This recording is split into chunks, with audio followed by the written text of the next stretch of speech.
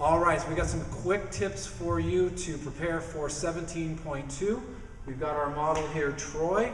We're going to talk about, the key element that we're going to talk about today is activation and preparation for 17.2. Okay, it's Dr. Steve, Town Center Family Chiropractic.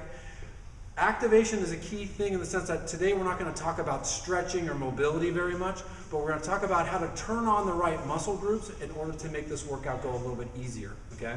So the first thing that we're going to talk about here is this is a common stretch that we do in CrossFit with the band. And what we're trying to do here is because in the workout we've got some walking lunges with 50-pound dumbbells here. And if you're very tight in these muscles right through here, then it's going to make it difficult for you to maintain this upright position. That weight's going to want to drop.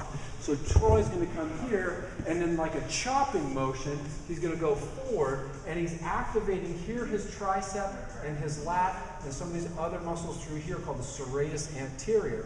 So he's going to activate that by holding it for a count of 5, and then he's going to relax and let the elasticity of the band pull his arm back like that. That's going to help him get into a better upright position. This is good for any front rack position, okay? And so he's going to do that 5 times. So he's going to activate and then let it stretch, okay? So you can go ahead and bring that down. Now we're going to talk about getting onto the bar here too, because another thing too, when people are doing toes to bar, the big thing we want is to really activate our shoulders. And so a lot of times, give me kind of a bad toes to bar. So we're just kind of trying to just sort of swing his legs up and kick his legs up like that. And he's not really engaging his shoulders very well, and he can't come up. So the thing that we want to do is to start to engage the lats, the traps, okay, and his triceps by hanging onto the bar. So go ahead and show us a good one. Yep.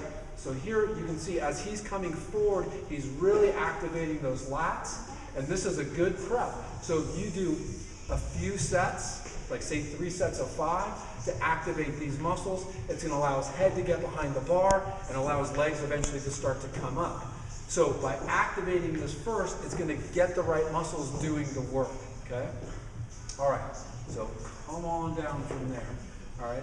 So the other thing too is with the lunges, oftentimes if our core, these muscles along the side here, so turn this way for me, my friend, and so right in through here, this big muscle called the transversus abdominis, it ties into our lower back and comes around to the abs here.